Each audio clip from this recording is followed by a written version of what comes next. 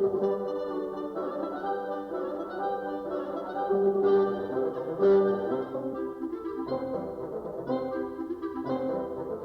rostro, varón mío, es como un libro en el que se pueden leer extrañas materias, dice en alguna parte William Shakespeare, a quien tenemos en este gimnasio como a nuestro convidado de tela.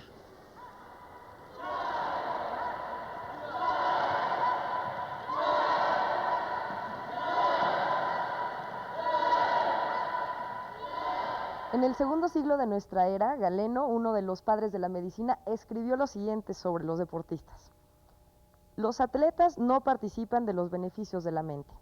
Bajo su masa de carne y sangres, sus almas se ahogan como en un bar de barro.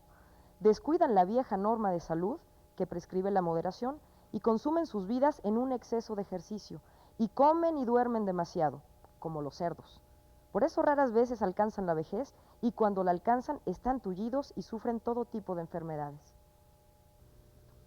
Muy bien, pues ya estamos aquí, listos para empezar otra emisión del Gimnasio, que comenzará como siempre regalando libros, muy buenos títulos, a las personas que se tomen la molestia de escribirnos con sus comentarios, sus quejas y claro también con sus solicitudes. Vamos a obsequiar primero que nada este pequeño libro de poemas de Álvaro Mutis, una obra estupenda, se llama Caravanzari, está dedicado, si mal no recuerdo, a Octavio Paz y a María José. También vamos a regalar Carmina Burana, en esta traducción de los poemas originales, directa del latín, hecha por el maestro Carlos Montemayor, a quien enviamos un saludo cordial y cariñoso. También de Claudia Canales, El poeta, el marqués y el asesino, historia de un caso judicial, una novedad de Ediciones Era. Y también tenemos pues revistas literarias de las mejores, Paréntesis, y la revista Letras Libres, que hay que seguir, sí que sí, para las personas que se pongan en contacto con nosotros. Y tenemos también un título del invitado especial de este programa, que será el historiador y sabio Jan Meyer. El título que vamos a regalar de él es este, se llama Rusia y sus imperios, está publicado por el Fondo de Cultura Económica, en esta colección tan interesante de historia, una colección que conviene frecuentar. Bueno, pues el primer ejercicio de esta emisión es el del diccionario flexible. Para ello les he puesto a nuestros atletas una palabra para que nos hablen un poco respecto a su origen. En esta ocasión todas las palabras que puse a nuestros atletas tienen que ver con nuestro calendario. Ustedes irán viendo de uno en uno de qué se va tratando. Ni siquiera los presento, puesto que son rostros conocidos todos ellos de ustedes. Y comenzamos contigo, Francisco Segovia. Te puse la palabra enero. ¿Por qué el primer mes del año se llama enero? Bueno, había un dios latino, y exclusivamente latino, es un dios que no tomaron de otros pueblos, de los griegos, o de, no es adaptación mitológica. Vaya, tenían que ser originales en algo, ¿no? En este dios por lo menos lo eran, que se llamaba Janus. Y esa I que suena en Janus se transformó en J en casi todas las lenguas, January en inglés, Janeiro en portugués, Janeiro, janvier en francés, en fin. Solo los castellanos que tenían una se llama diciéndonos que Río de lingüística. Janeiro es Río de Enero? Sí. Que solo los castellanos perdieron esa, y en vez de decir algo como genero o genairo o algo así, dijeron enero, nada más enero. Es un dios que tiene dos caras, una ve hacia un lado y otra ve hacia el otro, por eso se le llama Jano Bifronte. Es el dios de los comienzos y de los finales, y es el dios de las puertas, el que divide el dentro del afuera, el principio, el final. Claro, una cara ve hacia el futuro y una cara ve hacia el pasado. Exacto. ¿No? Bueno, había muchos cultos relacionados con él, pero no me voy a extender mucho porque es un dios muy complejo que ha inspirado a muchos poetas. Entre otros voy a leer un soneto de Jorge Luis Borges, que es otro que José Luis Borges. Es distinto. Es distinto, okay. Es otro escritor, que dice, habla un busto de Jano. Nadie abriere o cerrare alguna puerta sin honrar la memoria del bifronte que las preside. Abarco el horizonte de inciertos mares y de tierra cierta. Mis dos caras divisan el pasado y el porvenir, los veo y son iguales, los hierros, las discordias y los males que alguien pudo borrar y no ha borrado, ni borrará. Me faltan las dos manos y soy de piedra inmóvil. No podría precisar si contemplo una porfía futura o la de ayeres hoy lejanos. Veo mi ruina, la columna trunca y las caras que no se verán nunca. Es bonita esa idea de que las dos caras de Jano no se verán nunca, ¿no? se verán nunca. Bueno, vamos ahora a pasar contigo, Germán Ortega, y posteriormente con Alicia. Los dos les asigné el nombre de un día de la semana. Aquí quizá conviene recordar que pues nuestra medición del tiempo a veces es, digamos, natural, como corresponde pues al día, al año, incluso al mes lunar, pero digamos la semana es una arbitrariedad, puesto que ese 7 no se corresponde realmente con nada, aunque los alquimistas creían que los 7 días de la semana se correspondían con los 7 metales que conocían ellos en la antigüedad, lo cual pues explica un poco por qué fracasaron en tantas empresas estos alquimistas. Pero bueno, no importa, el caso es que dentro de esta arbitrariedad le puse a Germán Ortega primero que nos hablara de un día de la semana, a saber, el sábado. Sábado, bueno, el sábado viene de una palabra árabe, sabat, y esta palabra a su vez viene de una antigua fiesta que se llamaba Sabacia, que era al dios Sabacius, que era una forma del Dionisius frigio. No, no es cierto, ¿eh? No, estaba ahorita refiriéndome a que hay una homofonía justamente en la etimología de sábado. La palabra sábado nuestra viene del latín sabatú y la palabra latina viene del hebreo sabat, ¿no? Sabat. Pero lo curioso es que la palabra hebrea sabat es idéntica en sonido a la palabra sabat de las brujas, de los aquelarres de las brujas.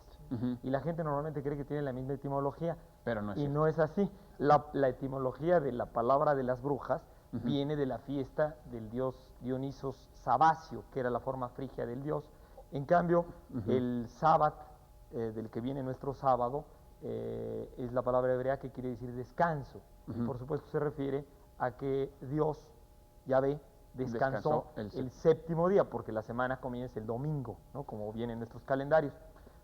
Ahora, ¿por qué los cristianos empiezan a celebrarlo el domingo? Ya sé que estamos un poco colgados, pero esta duda me carcome. ¿Por qué los cristianos celebramos el domingo y no el sábado? ¿Tú nos vas a ¿Por qué el dar esa domingo? respuesta? Bueno, entonces yo entonces nada más voy a hacer una pequeña, voy a contradecirte un poco respecto a que si la semana tiene 7 días y es arbitrario. No, no es arbitrario, porque el mes lunar, que es la forma más antigua de contar, digamos, los calendarios, el mes lunar pues tenía 28 días. Pero no tiene por qué ser necesariamente dividido entre 4. Sí, porque la luna tiene 4 fases. Y entonces ahí está. La luna estaba dividida, el mes lunar estaba dividido en 4 secciones que se correspondían con las 4. En otro programa tenemos que hablar de esas 4 fases, porque son además las 4 fases también de la vida, son las 4 estaciones, digamos, las 4 fases de la vida, que son la infancia, la adolescencia, la adultez y la vejez, pero que son más bien simbólicas, más que naturales, creo yo, pero bueno, claro, como quiera que sea, dejaremos esta polémica para más adelante. El tiempo otra vez ya nos anda persiguiendo. Vamos a ir rápidamente con Jan Meyer, al primer fragmento de la entrevista que nos concedió. Él nos va a hablar, nos va a decir una idea pequeña, pero solamente en apariencia.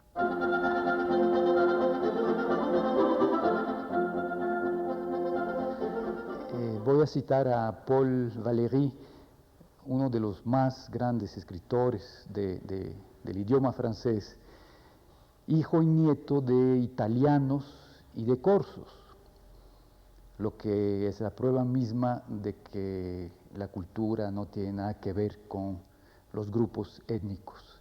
El aforismo de Valéry, gran poeta, es un aforismo político, porque a Valéry le importaba mucho la política y tiene muchos escritos históricos, reflexiones históricas y políticas muy importantes.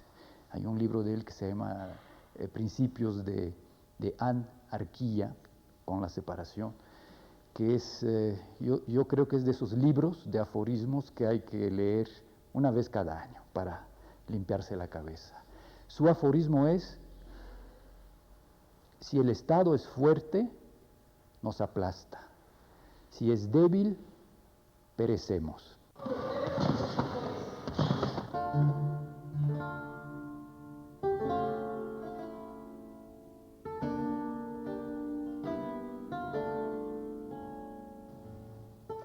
Nemo liber est, qui corpore servit.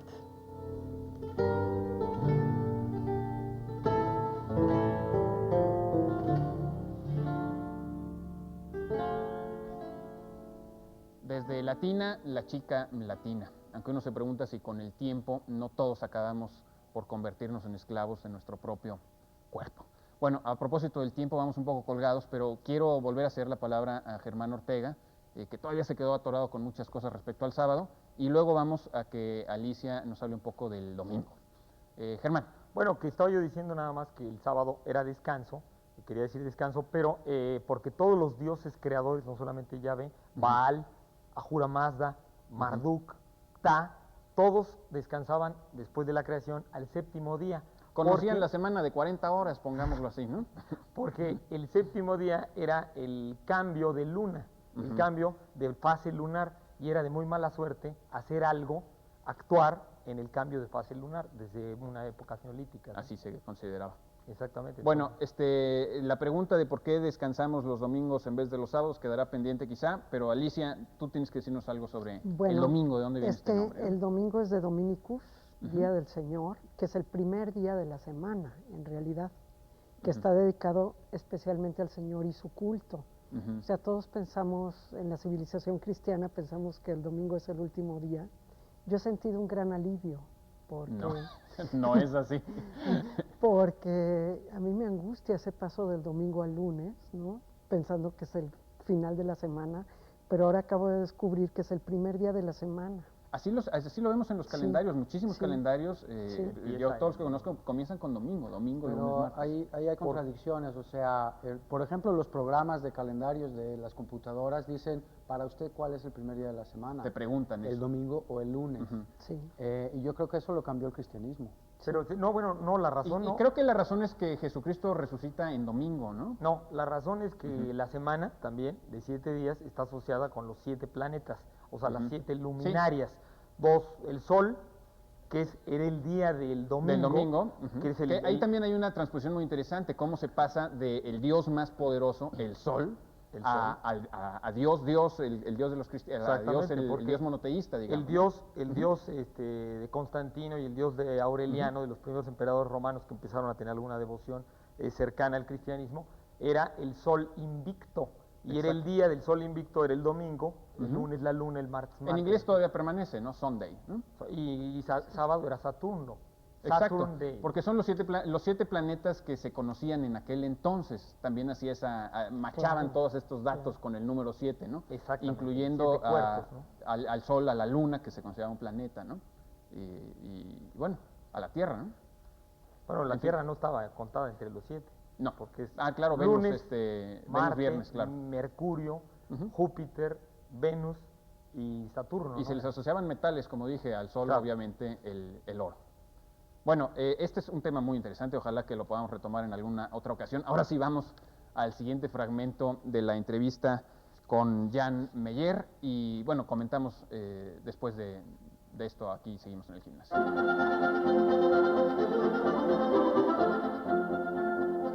Durante años me ha acompañado un personaje de la literatura que es a la vez autor y personaje, ya que toda su obra es la historia de su vida, es el americano Henry Miller.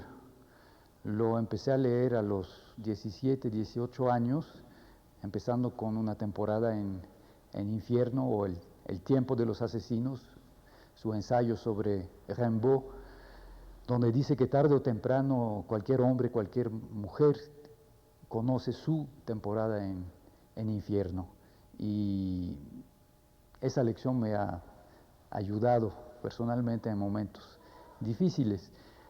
Pero lo fascinante de Miller es que yo diría que es un personaje del antiguo régimen, en el sentido de que es un sábelo-todo, con conocimientos cósmicos, con lecturas enciclopédicas. Entonces, cuando uno lee a Miller, detrás de Miller hay muchos hombres, y yo diría toda la sabiduría de la humanidad. Periódicamente vuelvo a leer, abro al azar cualquier de la docena de libros de Henry Miller que tengo, algún trópico, y siempre, siempre me deja algo. Leer a Miller es como comer o beber, realmente es vitalmente enriquecedor. Y perdón que caigamos nuevamente nosotros en la necedad después de Jan Meyer, pero es que no acabamos de decir ni de discutir por qué los cristianos descansan en domingo y no en sábado, que era justamente lo que hacía Jesucristo, descansaba los sábados, ¿no? O sea, lo cambiaron. Para ellos el séptimo día, que es el día de descanso, es el domingo. No es el sábado, que es el sexto día. Para los católicos, la semana comienza el lunes, no el domingo. Ellos cambiaron esto. Ellos cambiaron eso. Ahora, Germán puede quizás decirnos por qué. Los musulmanes descansan el viernes, es por no... para que cada probablemente, quien... Claro, la razón era porque los judíos, como todos los pueblos, decía yo, los egipcios, los persas, todos, sus dioses descansaban el sábado, justamente porque, decíamos, era el día final de los planetas, y entonces era el día de la semana empezaba con el domingo, que era el día del sol, y entonces pues, terminaba con el sábado, que era el día del dios creador, en el caso de los romanos, Saturno.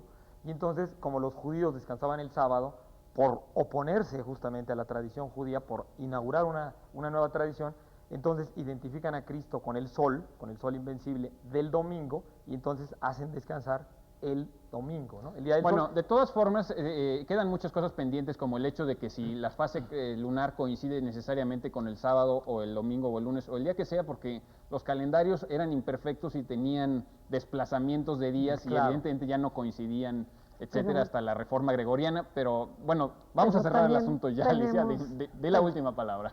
Tenemos a lo mejor una idea preconcebida. ¿Por qué no empezar la semana descansando? O sea...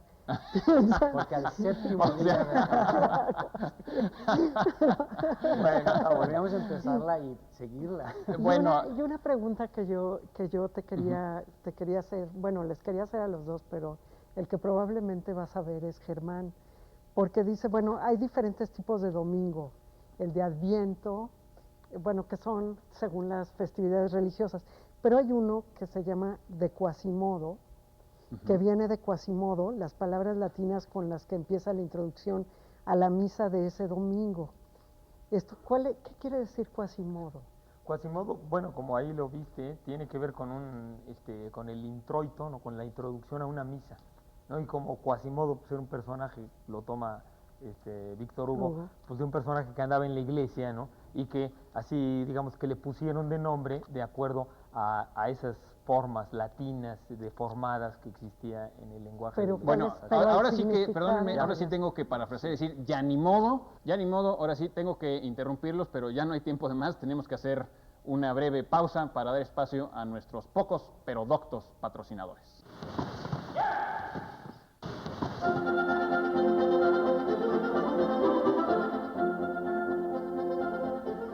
Esta es una copia de los tenis Nike o Nike de Pablo Boullosa, pero en realidad la palabra debería pronunciarse Nike, en griego, que significa victoria. Esta palabra Nike tiene una historia curiosa. Cuando los griegos vencieron a los persas en la batalla de Maratón, enviaron a uno de ellos que corrió velozmente hasta la ciudad para anunciar que habían vencido. Antes había corrido ya a Esparta en busca de refuerzos para un total de cerca de 400 kilómetros en 4 días bajo el violento sol de verano. Así que llegó a Atenas. Gritó, ¡Nike! ¡Victoria! ¡Ganamos! Y cayó muerto del agotamiento. O como quien dice, colgó los tenis. El tiempo ya se cierne sobre este gimnasio como una sombra implacable. Vamos a tratar de darle velocidad, vamos a apretar todos los ejercicios. No los explicaré atendiendo a que ustedes más o menos saben de qué se trata. Vamos a comenzar con toponimias. Francisco Segovia, aviéntate una toponimia. Bueno, dice Luis Cabrera en el diccionario de aztequismos que junto a Iztapalapa había un lago que se llamaba Cuitláhuac. Es lo que hoy conocemos como Tláhuac. Tláhuac quiere decir lago. ¿Por qué perdió Cuitla? Probablemente porque Cuitla significa mierda. Cuitláhuac es lago de mierda. Pero por lo visto los nahuas eso no les estorbaba gran cosa, porque hasta se ponían poéticos y degustaban un manjar que era mierda dormida, o sea, huitlacoche. Bueno, color de cuando menos. Germán Ortega. Bueno, nada más que algunas toponimias mexicanas que son muy chistosas, como Camotlán, como Chichihualteta, como Nobam, como ¿Existe Chichihualtecaya? Chichihualtecaya, que quiere decir caserío de nodrizas, y es una población pequeña. Mimila, Nacostlán, Nopala, Quechula, Jalatzinco, todos son poblaciones mexicanas. Fíjate, y yo que pensaba que las dos que había encontrado no tenían parangón, que son las dos en Nuevo León, Ojo Caliente y Colorados de Abajo. Pero, en fin.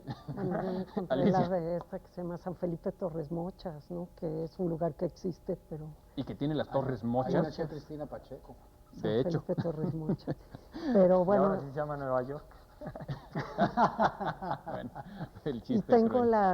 algunas, y tengo San Cirindango de las Iguanas, que es en realidad, es de la familia Burrón, donde vive el afamado cacique don Juan Teporochas y su compadre don Briagoberto Memelas, cacique de la Coyotera.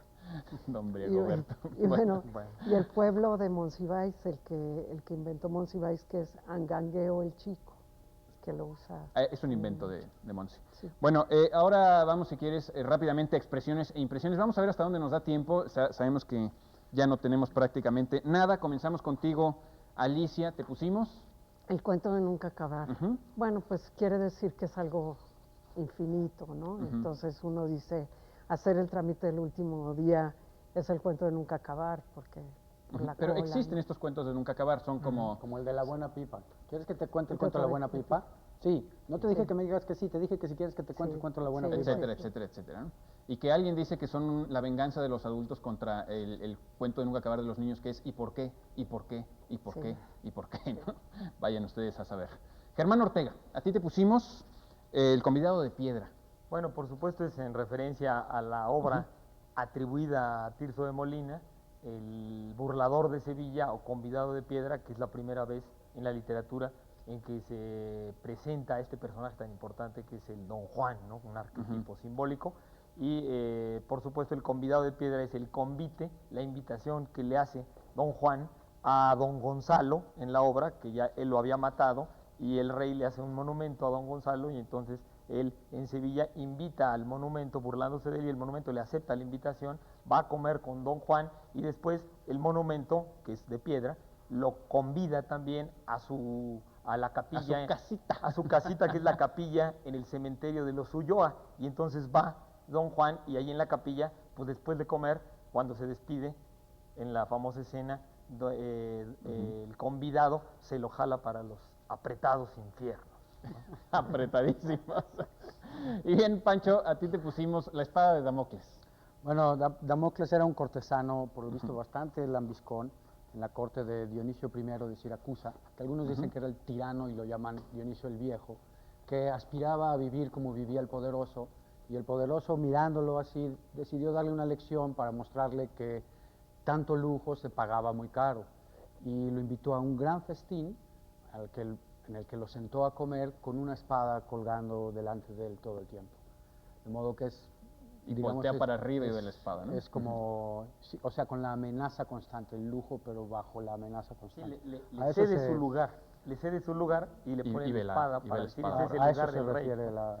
Bueno, pues en realidad prácticamente tenemos ya que despedirnos. Es una pena que no hayamos podido poner toda la entrevista completa de Jan Meyer. Él nos recomendó muchísimo un libro que se llama Vida y Destino de Vasily Grossman, que es un gran fresco de la Rusia estalinista. Y bueno, vamos ahora a que él nos glose una de las escenas más fuertes de esta novela y de la literatura. La escena la cuenta Vasily Grossman en Vida y Destino. Y recuerdo que un día estaba dando clase de historia de la Unión Soviética y del capítulo sobre la colectivización en el campo. E intenté leer esas 3 páginas a mis estudiantes y a media lectura se me cortó la voz porque me salieron las lágrimas. Voy a intentar contarlo brevemente. Es en el momento de la batalla de Stalingrad y un joven oficial, uno de los héroes de la batalla, como recompensa tiene unos días de descanso a Moscú. Y llega a Moscú y pide de favor, y le dan ese favor que es extraordinario, poder ir al norte, bajo el círculo polar, a un campo de concentración donde está su viejo padre, desde 1932.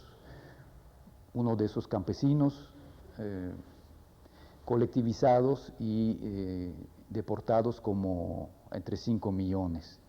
Y entonces cuando llega y se puede abrazar con su viejo padre, el lector se entera que la madre y la hermana, que habían sido deportados también con el padre, ya murieron. El joven oficial, héroe de la Unión Soviética, trajo tesoros, un pan, un salchichón, una pequeña botella de vodka, y la comparte con su padre. Y después su padre lo lleva al bosque, todo eso bajo la nieve, y lo lleva frente a un pequeño, dos pequeños túmulos de tierra cubierta de nieve, y ahí el padre se planta frente a su hijo y abre los brazos y llorando le pide perdón porque no pudo salvar la vida de la madre y de la hermana. Para mí realmente es una de las escenas más fuertes de la literatura mundial. Como director de El Gimnasio, tengo que dar ahora una noticia que espero que no sea del agrado de todos ustedes. Hemos llegado al final de un ciclo, nada dura por los ciclos de los ciclos, y este ha sido el último programa que hemos dejado grabado para ustedes. Porque para ser franco no es necesario ser francés. Doy las gracias a Canal 22, a su director, a sus colaboradores, a sus trabajadores, a Chinampa Producciones y a todos nuestros atletas visibles e invisibles. Y sobre todo, doy las gracias a ustedes, quienes siempre serán para mí y para el gimnasio mucho más que una estadística o que un marcador en el tablero. La nuestra no fue una carrera maratónica, pero sí estuvo llena, como lo prometimos, de texto, sudor y páginas. Hoy tenemos que aventar la toalla, pero pronto, espero, nos pondremos los tenis nuevamente. Es el gimnasio, puesto el gimnasio, das es Gymnasium, this is the gym. Ven al gimnasio y en el gimnasio, come al gymnasium, come to the gym. En el gimnasio tú encontrarás, tú troverai, you sure will find. L'espa de letras, come las letras, non so discretas, ni analfabetas, son palanquetas, que incominceta la rutina per preparación de retórica che juguetón. En el gimnasio desarrollatio de intelectuatio il musculon, il lexicon l'iperbaton. Es el gimnasio, non è magnesio, quita lo necio, velas el fin. Ego t'absolvo, nobles oblige, no ven no gain, no pasarán. Un, dos, un, dos, un, dos, un, dos. Es el gimnasio, puesto el gimnasio, das es Gymnasium, this is the gym. Ven al gimnasio, viene al gimnasio, come al gimnasio, come to the gym. Non ti arrepentirai, de muscoli tendrai, sì, sì, sì, sì.